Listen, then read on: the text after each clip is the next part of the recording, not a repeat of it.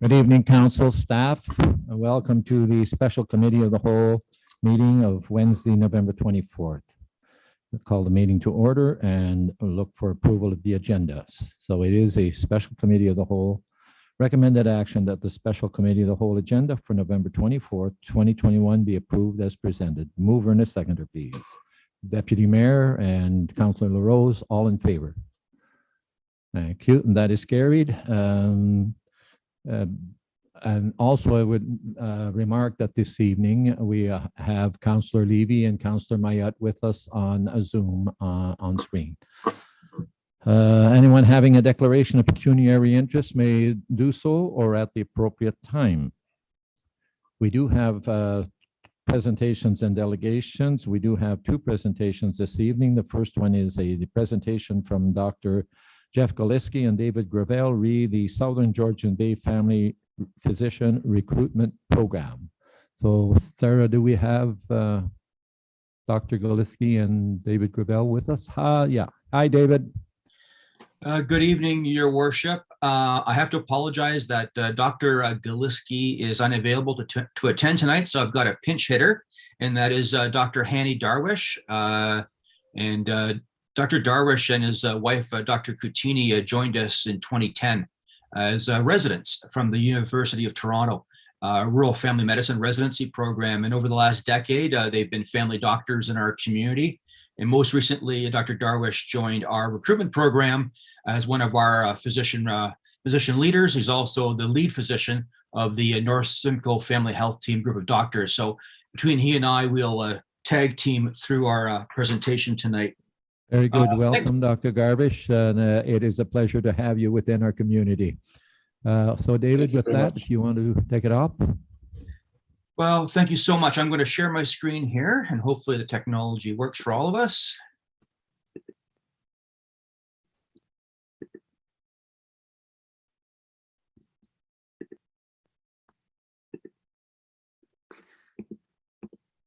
So I'm going to start off by, well, as they say in the news business, never bury the lead. So we're going to showcase some of our successes, which are more than remarkable, considering that over the last 18 months, all of these recruits started their practices during the COVID-19 pandemic.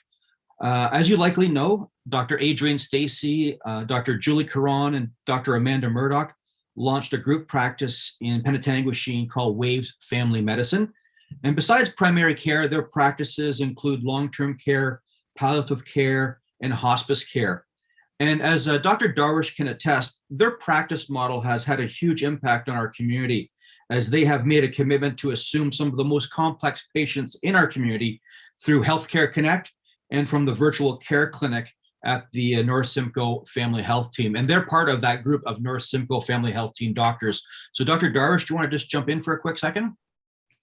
Sure, yeah. So these three young doctors are very ambitious, and they did a great job of trying to find a lot of the patients in our community that were unattached, that didn't have a family doctor, and were quite complicated. So some of the patients were found when they were admitted to hospital with no family doctor and had a lot of complex medical issues. They tried to take them on almost in priority into their group to take care of them, and that has made a very big impact on the way that the hospital has run, because a lot of those patients, if they didn't have a family doctor, would mainly be going in and out of the emergency department for their care. So they've done a great job of really prioritizing patients that really have higher needs, and that does include people from the virtual care clinic. Just to quickly remind people about that, it's a clinic run through the family health team with the support of the four main communities, where patients that don't have a doctor can sign up and have ongoing care, even though it's remotely, it's virtual, with a doctor that is not locally in town. They get ongoing care, and they get an accumulation of notes and reports that can be handed over to local doctors when they do join the community. And that's what happened with these three as well. They took about, I think, 300 or 400 patients from the virtual care clinic. So they were temporarily started up virtually, and then they were handed over to these doctors to continue on. So it's been great for everyone, for them to be joining the community like they did. I'll continue on. So Dr. Aisha Butt assumed a family practice at Bayside Medical Center in Penetanguishene about 14, 15 months ago. And besides family practice, she's also has an obstetrical practice and provides C-section coverage at Georgian Bay General. And she's part of a revitalized and growing team in the obstetrical department at GBGH. And I'll talk a little bit about that a little later. Dr. Byron Song launched half in-person, half virtual clinic in Penetanguishene last year. Byron was a year-long medical resident with us through the University of Toronto in 2019. So he's one of those physicians that's really completed that circle of our recruitment through education strategy. Dr. Jamie Schaffoff and Dr. Sean Robinson relocated to Penetanguishene earlier this year from Wawa, Ontario, and they've joined the Waves Family Medicine Group at a satellite location in Midland. This husband and wife duo are assistant professors with the Northern Ontario School of Medicine and will be incorporating medical teaching into their practice. So their recruitment was undertaken and completed during the pandemic with all communication, community and hospital tours, clinic selection, all done virtually via video. This recruitment was a big leap of faith by these doctors because both their community visits to our hospital, to our community, look at housing, look at clinics, were both canceled due to outbreaks at our hospital and the province's basically shut down of travel, of non-essential travel. So I really have to thank people like Dr. Galiski, Dr. Murdoch, Dr. Karan, Dr. Stacy, and Dr. Darwish for their commitment to how we changed the way we recruited. And I want to have Dr. Darwish jump in again because we really changed the way we did recruitment over the last 2 years. Yeah, it has been a very different world when we're, instead of having a one-day tour of different patients or different potential recruits when they're coming in through the community and through the hospital.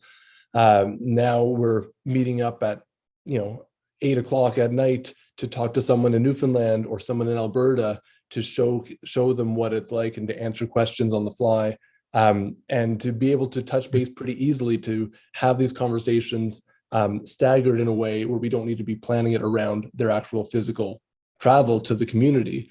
And that's been nice, being able to check back with them when they've thought about more questions, and we're able to sort of build more of a relationship that way. So I think we've used it to our advantage. And as you see with Jamie and Sean, like it did work, and we do have some really good potential leads for the coming 12 months as well. And all of that is due to trying to group different physicians from different backgrounds in the community to pair them with potential recruits that are interested, where we can share our views and share about what our lifestyle is like and why we love the communities.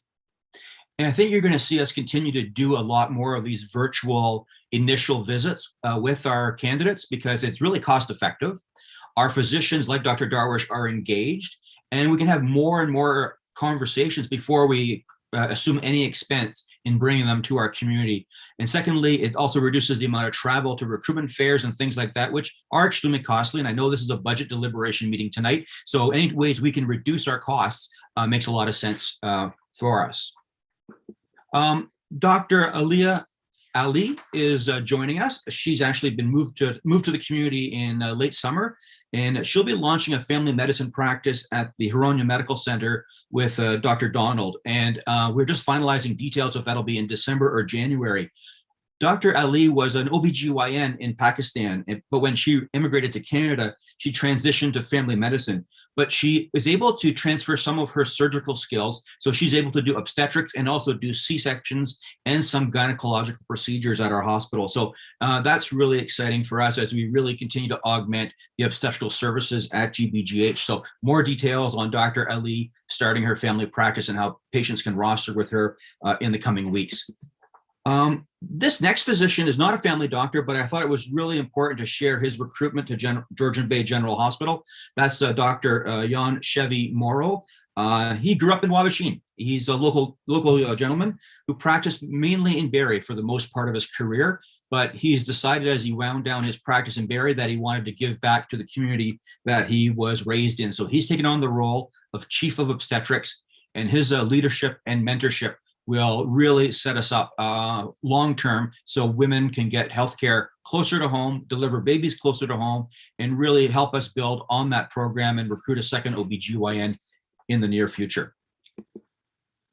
You've probably seen this slide before. Our most prominent strategy is recruitment through education. We have formal partnerships with the University of Toronto and the Northern Ontario School of Medicine, as well as through the Rural Ontario Medical Program, where we get dozens and dozens and dozens of learners each year. We're a good fit for a number of reasons. We're a Francophone community, we're an Indigenous community, we're an Anglophone community, we have busy ER, we have a psychiatric hospital in our community, and we have a really great team of physician preceptors, which really makes us a good fit. So it's really cost effective. And we're looking that we're going to be expanding that program even more. And one of the things that's really helped us is that by partnering with NOSM, the Northern Ontario School of Medicine, it's allowed our local students to be considered Northerners. And if you recall from last year, Dr. Richard Thomas on the far right, his daughter Sophie, the under tall one, is a second-year student at the NOSM University. She's pictured here with our 3 NOSM clerks from last year. And Sophie plans on returning to our community upon completion of her family medicine training. Going back to that circle of recruitment through education, the young lady on the far left is Dr. Tracy Sarmiento. And Tracy was our first ever NOSM clerk about 6 or 7 years ago.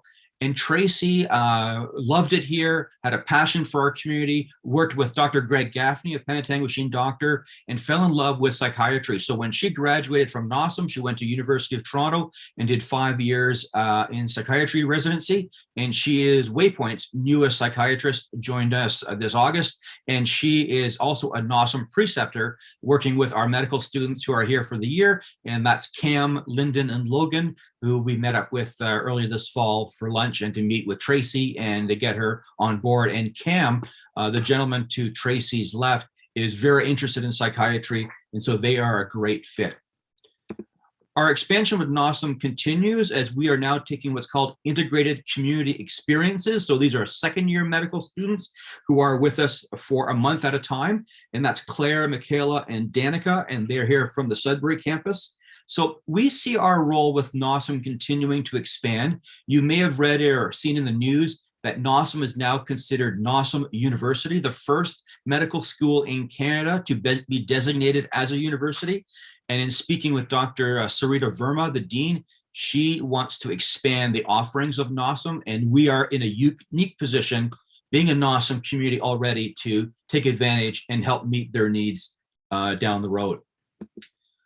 This is another slide I share with you each year, and that is about economic development, and that we need as a community to see physician recruitment as an economic driver. Dr. Al Lozon, who's pictured in the bottom of the frame, is a professor at the University of Guelph, and he's done a number of research projects, one on Windsor, Essex, where the return on investment was 194%. He did a sampling of our community back in 2015 or 2016, and looking at what we spent as a community at the hospital and at Waypoint, and our return on investment for physician recruitment is about 160%.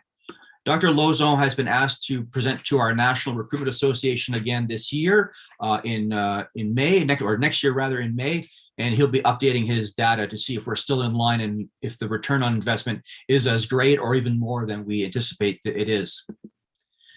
So as I started off, we are sharing our successes with you. We've been extremely busy. We've recruited over 45 family physicians who do locums, who set up practices here, who've covered maternity leaves. As an example, Dr. Darwish's wife, Dr. Katie Cutini, is currently on a mat leave. So my office was integral in getting in locum doctors to cover her practice over the last number of months and into the new year.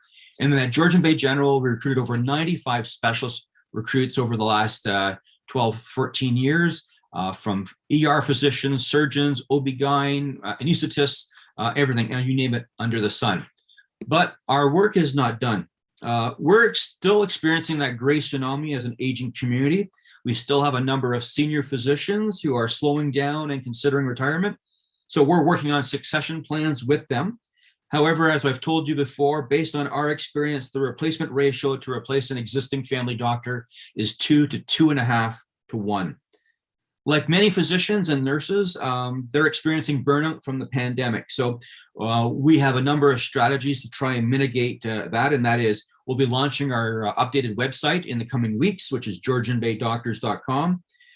We're going to be reaching out to our community and do some fundraising. And William Miles, a local realtor, has joined our committee as the new fundraising chair. So he's going to be approaching his business colleagues in the community to raise funds to support our program. So it's not just on our municipalities.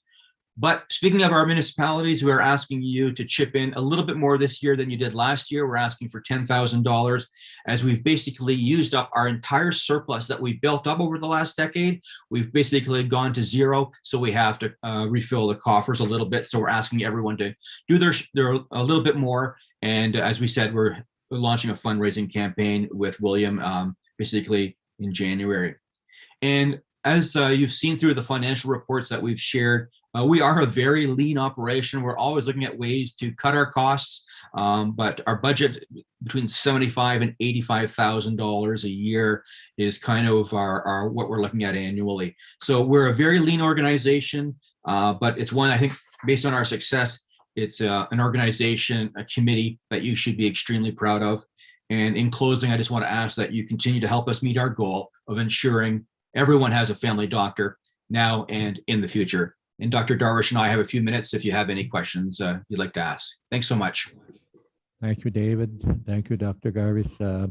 Members of council, do we have questions through to either David or Dr. Garvish? Apparently not. Job well done. And I have to say that I'm very impressed with the work that the physician recruitment, yourself, David, and your team have been doing over the years for our area. So we will be dealing with this a little later in the evening to our budget process. So thanks again. Thank you, Your Worship. Have a good night, everyone. And if I don't see you, Merry Christmas to everyone. Thank you, everyone.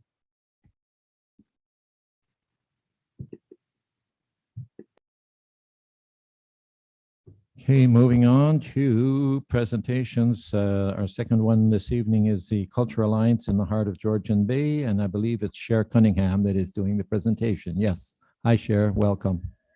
Good evening. I also have Karen Mealing here with me to help me out. Will I be able to share my screen? Yes, go ahead, Cher. Perfect. All right, at I this see point, you you should have see Karen our with beautiful you as logo. well. Welcome, Karen. All right.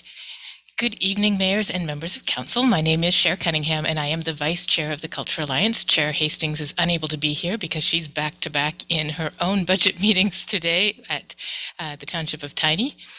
With me is Karen Mealing, who's been providing staff support through the town of Midland. I'd also like to acknowledge your representative, Nicole Jackson, who sits on the committee as well. She has been a great asset and has put in lots of hours on this committee and the Heritage Subcommittee. I have a lot to share in a short time, so I'll jump in and walk you through some of our activities from this year, as well as our plans for the coming year. After that, before I take any questions, I'd like to spend a couple of minutes reviewing some of the changes for consideration in 2022. Despite the continued challenges of COVID, our committee remained quite active. We remained true to our mission statement and continued to focus on our strategic priorities. One of our big projects this year was the Culture Asset Mapping Project. As you may recall, we were successful in securing a $75,000 Ontario Trillium Fund grant to create a cultural asset map for our 5 communities. Through this ambitious project, we were able to identify and map a broad range of cultural assets, including cultural organizations, artists, heritage buildings, natural heritage like trails, and intangible assets like stories of our area. Working with our consultants, Stantec, we created the base map and added points using existing data from other sites. For the balance of the content, we engaged the public to add points to the map. We hosted a series of online workshops to show residents and organizations how to add their information and navigate through the map. The public engagement process is what sets us apart from other asset mapping projects. This is an important base map that can be used as a reference for our residents and for the creation and promotion of cultural tourism activities. We have selected a local videographer through an RFP for our video project. We were able to redirect some of the OTF funding for the mapping project that was earmarked for cultural celebrations, which were unable to take place. This will provide additional content, though, for our cultural asset map and merge with our plans for the Living History project. Using a videographer, we'll collect the stories from select individuals in our 5 communities that will be preserved for the future and linked to points on our map. 30 Days of Culture happens each year throughout the month of September. We encourage residents to engage in one cultural event each day and post on social media. This year, we incorporated a scavenger hunt utilizing our cultural asset map. I called it geocaching. Each day in September, there was a different question that required residents to refer to the map to find an embedded code. Through a granting process, the Cultural Alliance is able to support a variety of community organizations to increase the cultural opportunities for all of our residents. In 2021, there were 2 opportunities for groups to apply. The first tranche was to enhance an existing community event with an additional cultural component. The second grant tranche was for activities that supported 30 Days of Culture and Culture Days in September. The Cultural Alliance provided support for the OMCI Summer Emerging Artist Program. This organization provides high-quality early work experiences for youth in Canada. Candidates aged 16 to 30 are given paid employment while receiving music industry training and skills development, performance, and artist development opportunities. We'd originally planned a series of in-person meetings. Since we were unable to meet in person again this year, we provided a variety of online offerings for creative individuals, organizations, and residents. We have been working on the Inspirational Peoples Project for a while.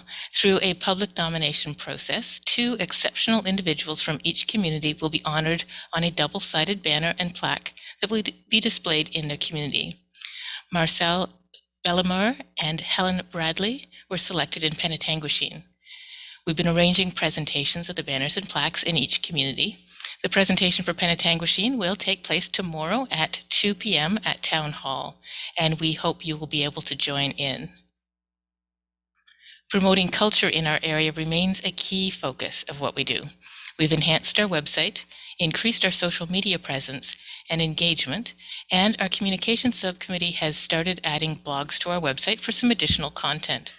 We have also continued with our bi-weekly newsletter, Everything Culture. I'd encourage you to sign up if you don't receive it already. We have a lot of exciting plans for 2022. The virtual conference in 2020 was a remarkable success. We secured speakers from across Canada and the US, and we were able to reach a broader audience by hosting it online. This is a biannual event due to the amount of work involved. Plans are already underway for a hybrid conference in the fall of 2022. We previously focused on navigating the business of culture during the pandemic. Next year, we'll be focusing on building a thriving cultural community as we come out on the other side of the pandemic. Hometown Tourist was originally planned for the spring of 2021. There's a great deal of interest, and meetings took place with the various stakeholders. Unfortunately, this project was postponed due to the status of the pandemic. We plan to reintroduce these conversations and plan for an event in 2022. This initiative highlights the wealth of attractions, business, and dining opportunities in our community and further supports existing shopping and supporting local campaigns. The Hometown Tourist campaign will take place over 1 weekend. To increase awareness of the Culture Asset Map, we'll be planning various activities throughout the year. It's important that we continue to add to the content and keep it current. We've submitted an application for a student position to support this project, as well as other Cultural Alliance initiatives. Cultural Connections for Individuals is a series of creative, artistic networking sessions designed as a learning, sharing, and networking opportunity for artists, musicians, writers, performers, and other creatives who reside in the 5 communities. Cultural Connections for Organizations provides an opportunity for networking between our local organizations. It's key to ensuring we are meeting the needs of the communities that we serve. With so many creative minds in our area, These discussions produce some great ideas and help ensure we're not creating competing programming.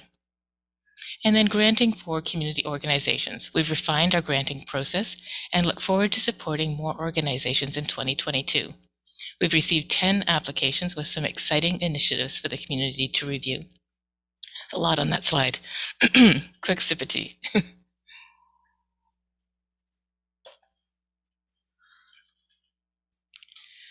Moving forward, the Cultural Alliance began as a one-year pilot project in late 2019. It has been a great success. All 5 councils that make up the Cultural Alliance should be commended for their foresight in creating a collaborative approach to culture.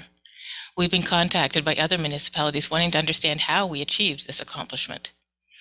The initial terms of reference were developed using the cultural plan created by the Town of Midland as guidance.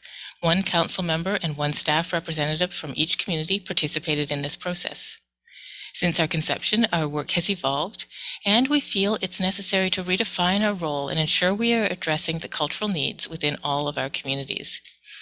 Also, as we all become more educated about the issues caused by the residential schools, it's more important than ever that we support one another and ensure that the voices of our Indigenous residents are part of every conversation and project that we do. We'd like to revisit the composition of the committee to ensure we're achieving this. The Cultural Alliance has ex officio members from the County of Simcoe and the Heart of Georgian Bay. As we all strive to reduce redundancies, we feel there is a need to further explore the relationship with these organizations, as well as others, to ensure we're providing the best service for our residents. Based on what I've outlined, we feel it's necessary to go through a strategic planning process. This exercise is beyond the capacity of just our committee. We hope to source outside funding to support this exercise and engage all 5 councils and their communities in this process. With a completed strategic plan, we can update our terms of reference, stay focused on our community's needs, and should be in a strong position to apply for a GROW grant from OTF once this funding stream is open again. Staff support. In addition to the shared financial commitment from all the municipalities, the Town of Midland has been providing a staff resource person, Karen Mealing, to support the Cultural Alliance. For the last 2 years, half of her time is spent on Cultural Alliance activities. The town is in the process of realigning staff responsibilities and has indicated that it would like the other councils that comprise the Cultural Alliance to share the financial cost of this position. We may also need to find an alternate staff resource to take on some of these responsibilities. The committee will continue with our projects and share the workload until we can find a permanent solution. The 2022 budget for the Cultural Alliance will reflect the approximate shared cost for a staff resource. We've not asked for any additional funding this year beyond what each partner community has normally contributed. It should be noted that this is not sustainable if we need to fund a staff position. In summary, we're asking for continued collaboration with the 5 councils, support to strengthen Indigenous participation on the committee, and participation in strategic planning, and financial support of $10,000, the same as last year. Thank you again for your time. Are there any questions? Members of council, do we have any questions through the chair or Karen? Deputy Mayor? Thank you, Your Worship. Yes, thank you very much for the presentation, Chair. It's excellent. I was just wondering, I noticed at the end of your financial dollars statement that was presented, you do have a surplus that I guess was in 2021. And going forward, your intent is to use that surplus? Yes, that's one of the reasons we don't need to request any additional funds this year, that we can apply for that student and bring on some support without requiring additional funds from our municipalities. That's not sustainable, of course, because we won't have that surplus once we use it. It does give us a chance to get things started, though. Thank you. Other questions? Councillor Sanema? Thank you, Your Worship. Thanks very much, Chair. Just a curiosity question. Are there any plans for the Alliance to do any of their own fundraising, or is it always to be supported by, is your goal to be supported by the municipalities all the way along? Thank you. Karen, I know you're standing by with some of that information. So, Your Worship, if we could maybe see if Karen Mealing would like to reply to that. Fine, no problems. Thank you. Good evening, everyone. And through the chair to Councillor Sainema, in addition to the funding that the Cultural Alliance receives from the 5 councils, we have secured the Ontario Trillium Foundation grant. We've also secured funding from the County of Simcoe for various projects, and we will continue to look at different grants. Because of the pandemic, a lot of the funding streams have aligned to pandemic recovery, but we're hoping that, for example, the Trillium Foundation will go back to doing their grow and seed grant models again in the future, and we'll be able to apply for funding in those streams. Thank you very much. Okay, thank you, Karen. Further questions, members of council? No, there being none, then very good presentation, ladies, and we will be dealing with it later this evening in budget. Thank you. Thank you so much.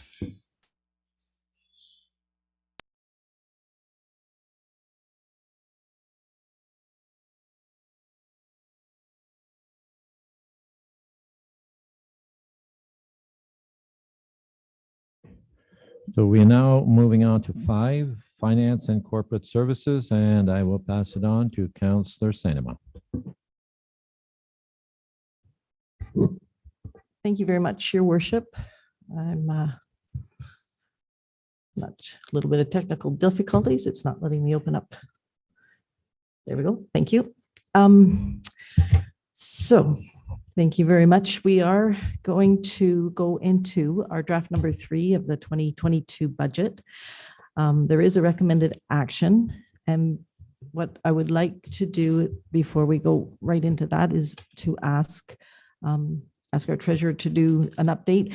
We have the updates are all highlighted on the financial report, which is attachment number 1. There is an update showing the changes. And so if our treasurer could come forward and give us a bit of an update. Thank you.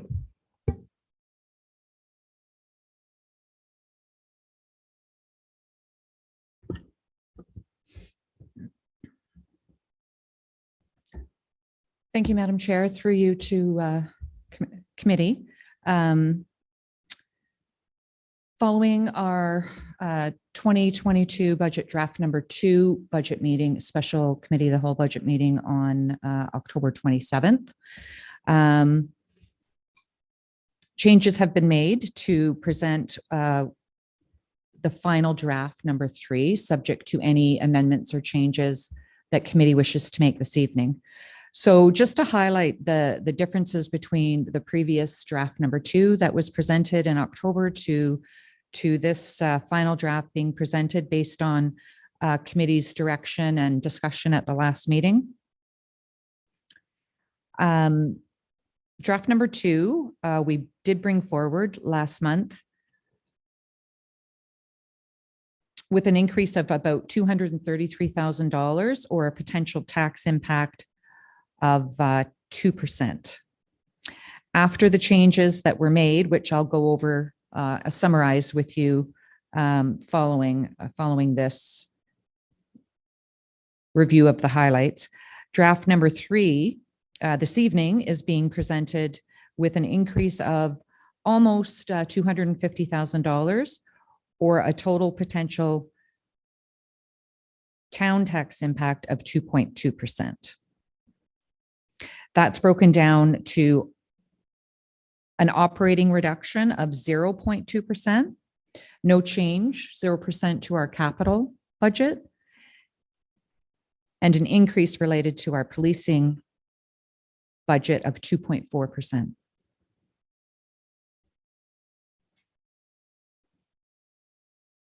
Included in my report is an estimated overall total potential tax impact based on the county's 2% anticipated budget increase, as well as the assumption that education will remain the same. And overall, the tax impact to our residential taxpayers is 1.9%. And as well, we've also done an estimate for our commercial and industrial properties, a tax impact of overall 1.4%.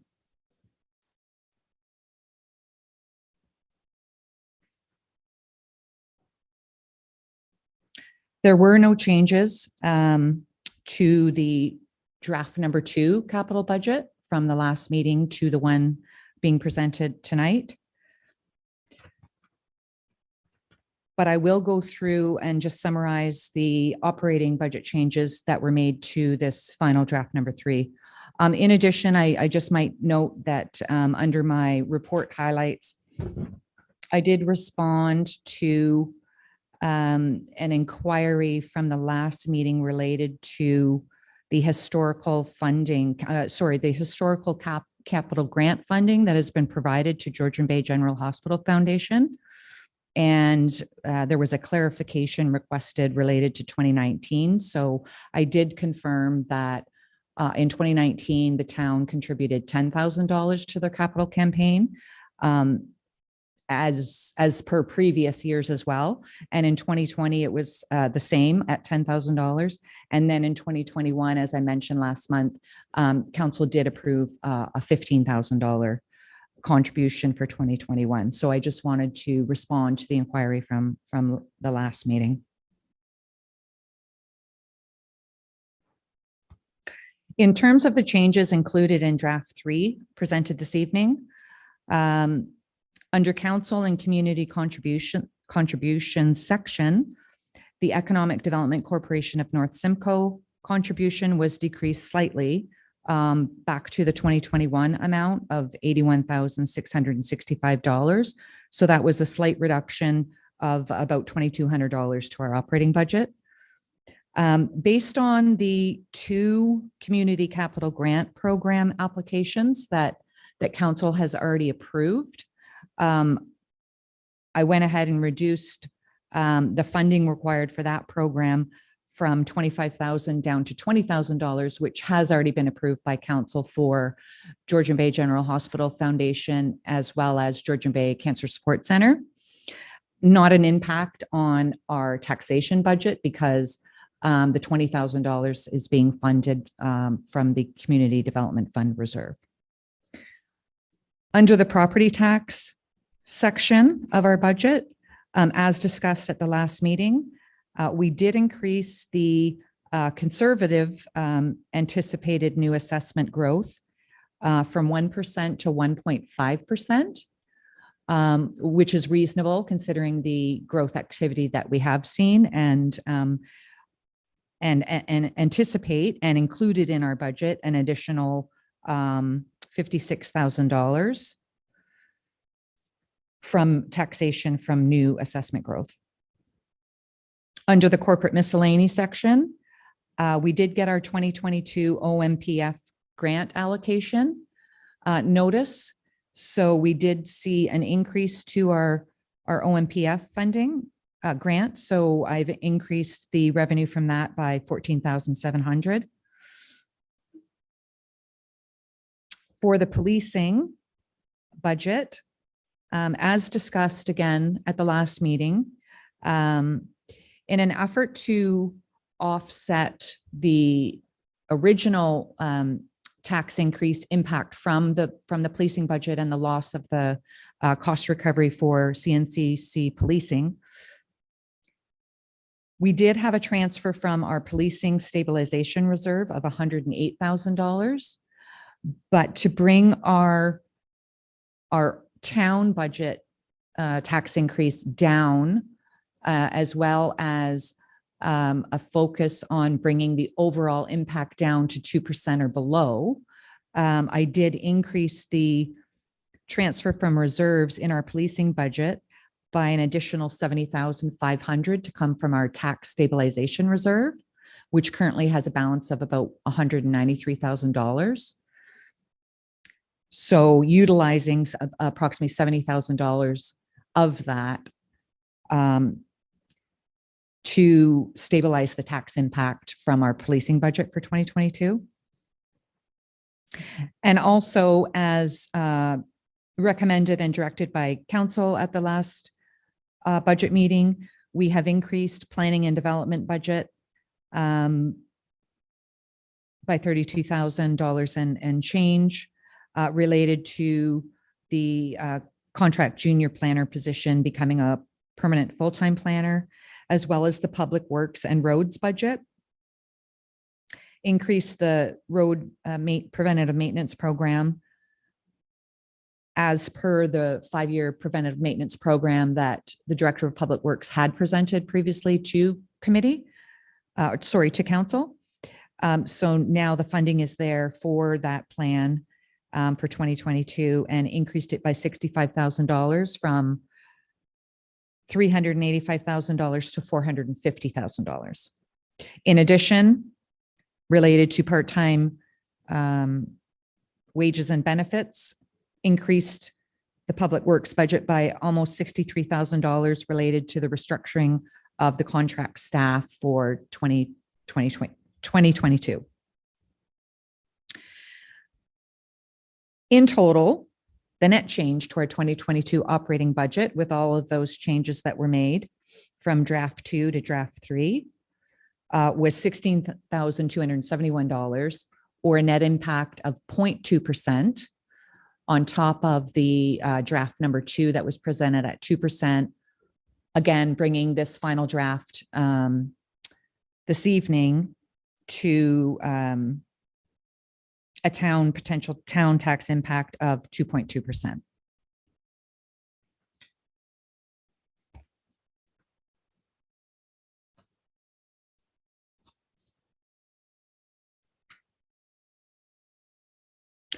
As far as the major drivers of the budget changes, we've reviewed this in draft number 1 and draft number 2.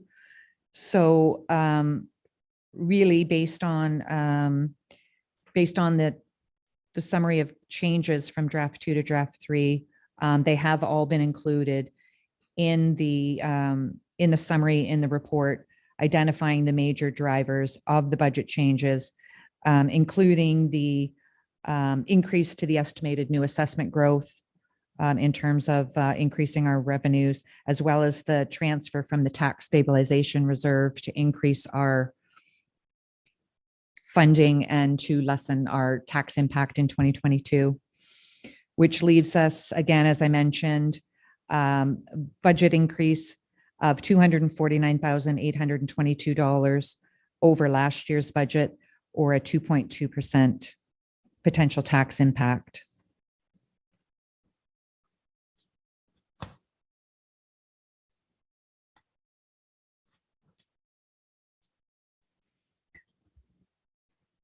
And finally, the only other new information, as I mentioned, is based on this final draft number 3 and barring any changes that may be made this evening, I did estimate the overall total potential tax impact, and included in the report is a summary of the estimated town tax impact of 2.2%,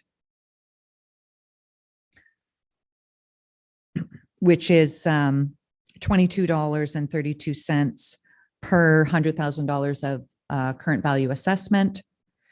And when you take into account the estimates for the county rates and the education rates, with the assumption that the county comes in at 2% and the education rates at 0%, the overall total potential tax impact being 1.9%, or an increase of $27.79 per $100,000 of CVA. And keeping in mind that typically a 2% increase on the county levy does not impact us directly at that 2% because of the proportionate allocation of the levy throughout the county, and obviously the higher growth areas down in the south may take a bigger share of that 2% impact. So historically, looking back the way it's impacted us before, it could and should very well bring that 1.9% down lower We won't know that obviously until March when the tax rates are set for all parties involved. But other than that, that's a summary of our final draft in comparison to the one that was presented to committee last month. Thank you. Thank you very much, Madam Treasurer. It's very, very thorough, very complete. Before we make the motion, I'd like to go around and see if there are any questions of the treasurer or statements. Councillor LaRose. Thank you, Madam Chair. Just a question through to you, Carrie.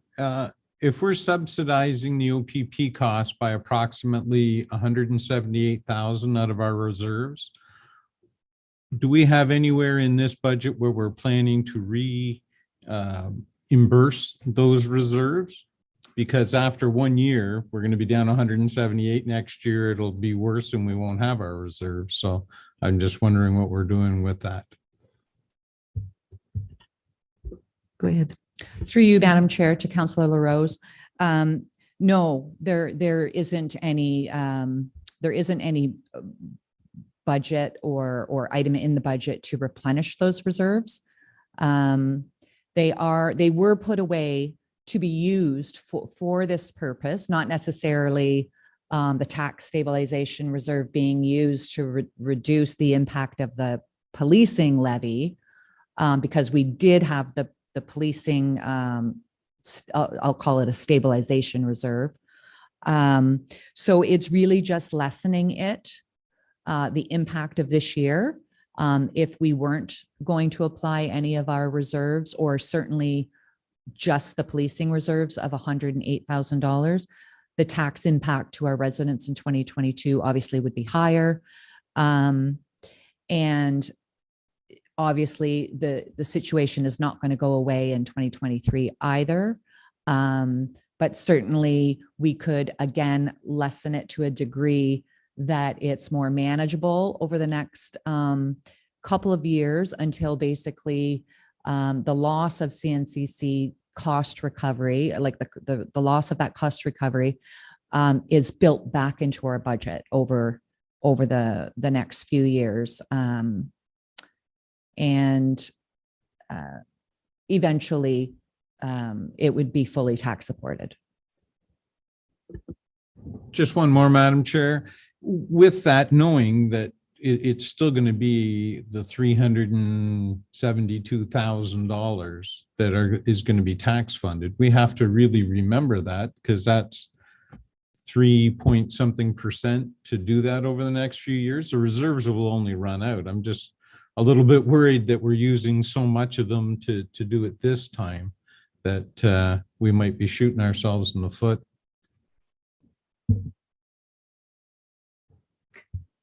Thank you very much, Councillor LaRose. Any other questions or statements? Madam Deputy Mayor. Thank you, Madam Chair.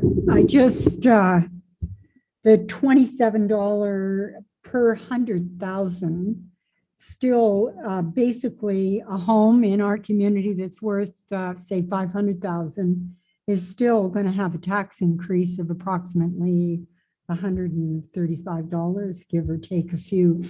So it's a big chunk when a lot of homes in our community, the people are struggling already. So it is really imperative, I suppose, that we try to make some kind of a deal with the government to help us along with this in some fashion, to help us with this situation that we find ourselves in, because a big portion of that is related to CNCC, and it does fold our hands for future not development, but future capital projects or costs within.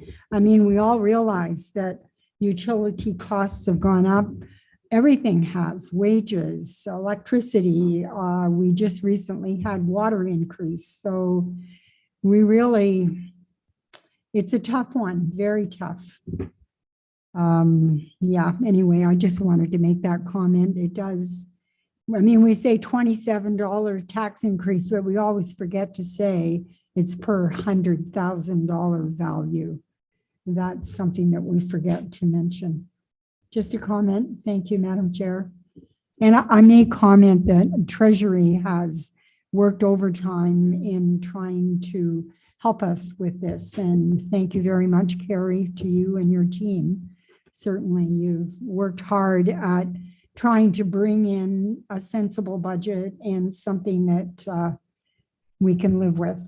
Unfortunately, that's where we're at. Thank you. Thank you very much, Deputy Mayor. Mayor LaRue. Thank you, Madam Chair. Just reiterating the Deputy Mayor's comment about it being a large, the policing being a large portion of this increase. It's not just a large portion, that is the whole portion. Is when we consider that it's 3%. If we didn't have that 3% tax increase, we'd be at a 1.8% minus.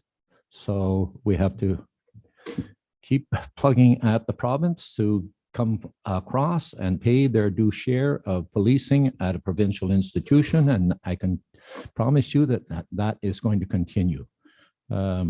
And with that, I just like to thank you, Carrie, and the finance team for a job well done. I know there's been a lot of work that has gone into this budget by all of the staff and senior staff. You're to be commended, and thank you all. Thank you very much, Your Worship. Any other comments or questions? Councillor Vadvancourt. Thank you, Madam Chair. I just wanted to indicate my support for His Worship's comments. I think that the public needs to be continued to be reminded about the impact of the decision with respect to policing costs. It's easy to say that it's been absorbed in part in the budget, as Councillor Rose has indicated.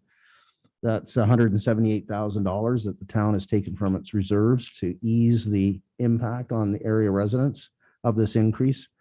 But the increase is still significant. And I encourage His Worship and other members of council to continue the fight. I think that we need to keep it front and center and just remind the public as well that what the impact is of this change in approach in terms of policing for the correctional facility. Thank you. Thank you very much. And looking around the room, I see no other comments. I would like to reiterate the hard work that's been done, and certainly is greatly appreciated. As Councillor Vadvancourt indicated, from the public's position, please make sure you keep sending letters in and or signing petitions to keep on top of our government. And Mayor LaRue would like to add another point. Thank you. Madam Chair, other than a number of emails and letters that have been sent through to our MPP and to the solicitor, I was informed today that on the Penetanguishene Community Forum, where we have a petition, that I was notified today that to date we have 149 signatures on the petition. And that would be nice if other members of council, if they haven't shared that, to go on Community Forum, Penetanguishene Community Forum, and share so that you can get some signatures on your own post. Thank you very much. And so with those discussions having been done, the recommended action is that the town's 2022 operating budget be approved as presented, and that the town's 2022 and 23 capital budgets be approved as presented, and further that a contribution of up to $475,439 be approved for the Penetanguishene Public Library to fund their 2022 operating requirements. And finally, that a contribution of up to $26,100 be approved for the Penetanguishene Public Library to fund their 2022 capital requirements. Could I have a mover and a seconder? A further question. What about the two presentations that were made this evening? They're not included in our budget, are they? Madam Treasurer.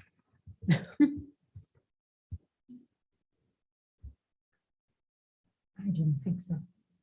So.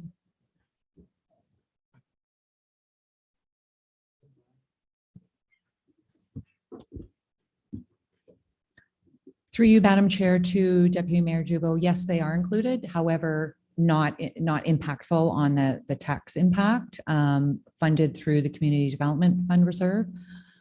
However, if I can mention to our chair, prior to getting a motion and a seconder for the recommendation, I think we should discuss the funding request that was presented in October and the potential impacts of that. Thank you. Thank you very much, Madam Treasurer. If Council recalls, we did have a presentation at the October meeting regarding the Shelter Now project. And there has been, although the staff wasn't directed to add it to the budget, it is an item that has been looked at as to how it can be funded without affecting the tax dollars. And so if I could either ask our CEO or to make some comments in that regard, it would be greatly appreciated. Thank you, Madam Chair. So council or committee will recall that at our October 27th special budget meeting, Shelter Now did present an ask of $100,000. They also outlined their project, the progress of their project with respect to funding from other municipalities and other sources, as well as they touched on their ask. As the chair has noted, there was no direction to add it to the budget, but staff are working on a report that we anticipate bringing on December the 8th for council consideration. The staff recommendation is not impactful from a taxation perspective, but of course, taxation is an option that council could entertain if council was willing to fund the ask. But certainly staff's recommendation that you'll see in the December 8th report is not impactful to taxation. It relies on other sources. So certainly if committee would like to hear an overview from our treasurer this evening, through you, Madam Chair, I know our treasurer is prepared to speak to it. In the alternative, certainly if committee wishes, it can just wait entirely until December 8th. But our hope this evening is that it doesn't hold up the budget process. But of course, that'll be up to committee whether they wish to entertain the option from a taxation perspective. So Madam Chair, that's really what I wanted to touch on, and I'll pass it back to you. But as I said, our treasurer, if committee wishes, is prepared to give an overview of the funding options. Thank you. Thank you very much, Mr. CEO. Now, based on that information, do I need a motion, or may I ask the treasurer to speak on it? I think it makes sense that continuing to get the information from the treasurer, and then I would suggest before getting a mover and a seconder for this motion as it is, that if any changes that council or committee be asked to move those motions if they want to remove something or include something similar to as we've done before, so that our treasurer can get that final piece in the budget, hopefully, and bring it forward for approval. Okay, thank you very much. So based on that, treasurer?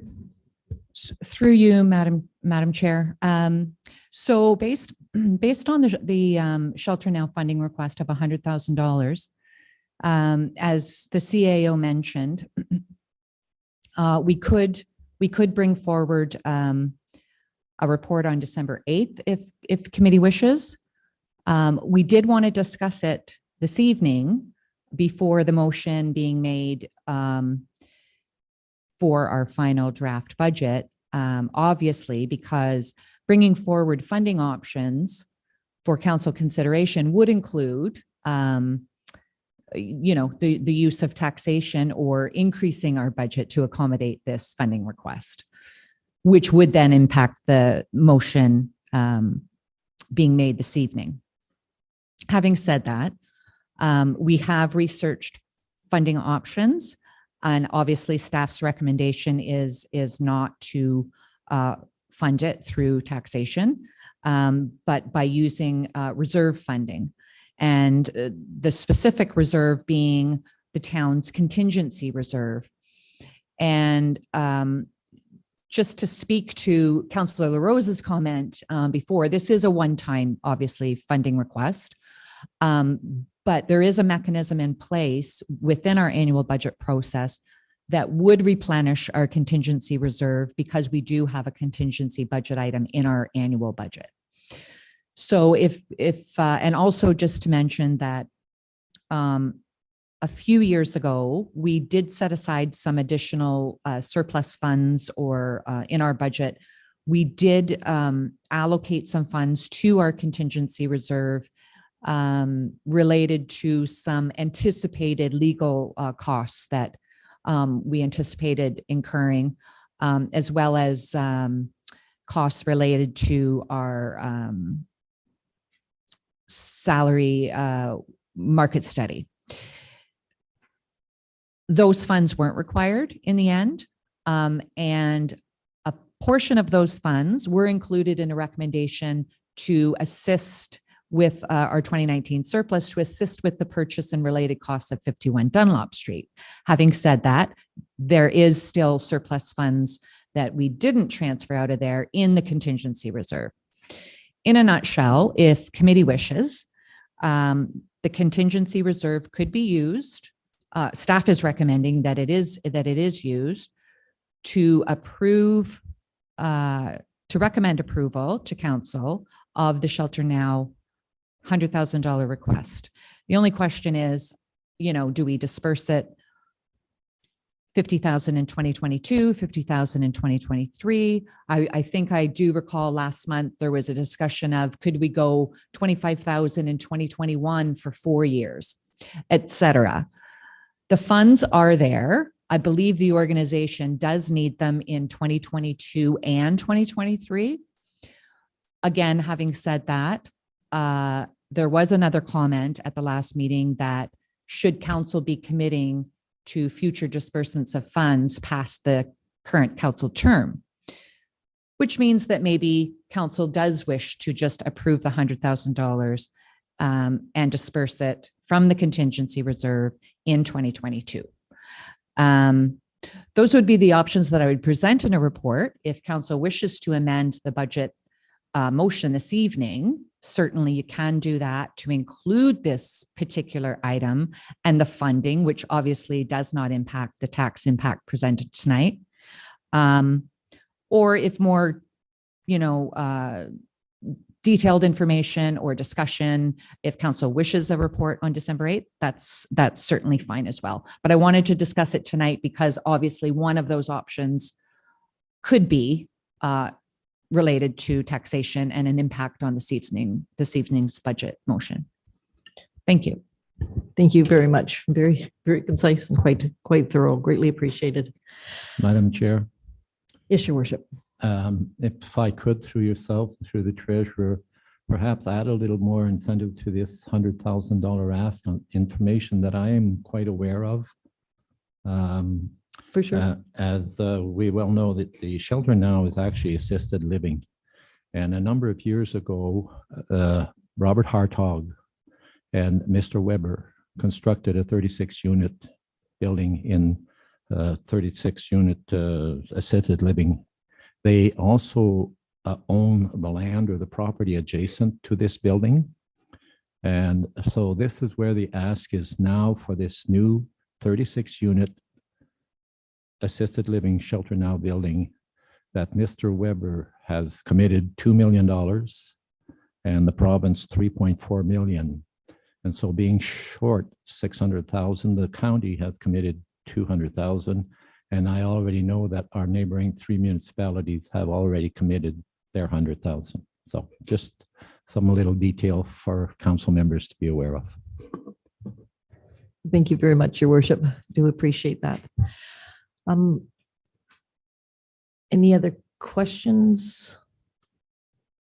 Deputy Mayor? Thank you, Madam Chair. I would certainly appreciate a report at our December 8th meeting. I do like some of the conversation that our treasurer has brought forward this evening. I would not, at this particular moment, support increasing our budget by $100,000. So I like the idea of trying to maybe pay it over 2 years and use other means. I agree with the mayor. Certainly it's needed and all the communities are on board. And I think we should be as well, but I like the ideas that have been presented by our treasurer this evening and would look forward to a report on December 8th. Thank you. Okay, thank you, Madam Deputy Mayor. Based on what the treasurer had indicated, it wouldn't affect the bottom line of the budget. It would affect the transferring from the contingency fund, but it wouldn't affect the taxation portion of it. Now, based on any comments, based on the way that we're moving ahead, I believe that we should. Can I make a motion to put it on the floor to see?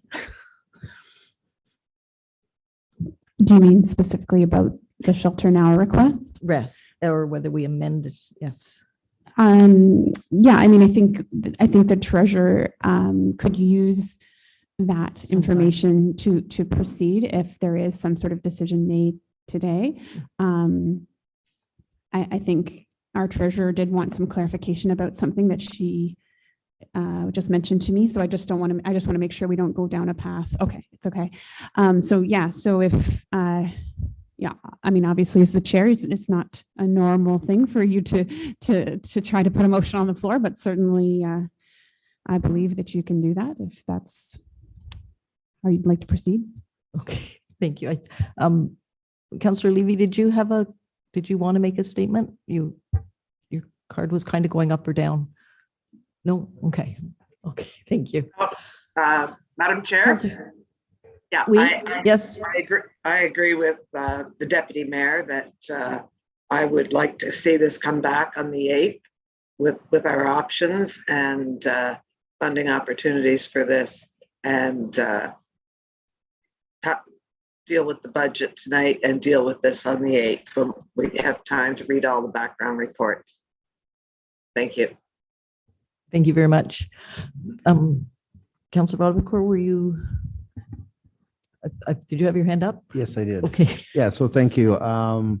Again, I'm really intrigued by what the treasurer has indicated, and I appreciate the information that the mayor has provided this evening on the matter. I think it's all great news, but I'd like to see it wrapped into a report and brought forward on the 8th. I think that what I heard was great. Just if I can read it and just see it all in print, I think that would be preferable. Thank you, Madam Chair. Okay, thank you very much then. Based on the discussion, based on this discussion, then at this point, we won't make any motion, and we will anticipate a report on December the 8th, if that's possible. Do I need a motion? Do I need a motion to? No, good. Okay. Okay. Thank you. So we'll go ahead with the motion that is in our agenda regarding the budget. And so we are looking for a mover and a seconder for that motion. Do you want it reread? Okay. Councillor Cummings will move. Councillor Rodbecourt second. Okay. All those in favor? And so moved. Thank you. So the budget has been approved as it has been presented. Okay. Thank you. And I shall, any questions from the media and public? No? Seeing none, I will give it back to you, Your Worship. Thank you. Thank you, Councillor Saint-Amand. Job well done. And thank you, staff again, and members of council for your indulgence this evening. And with that, we are adjourned.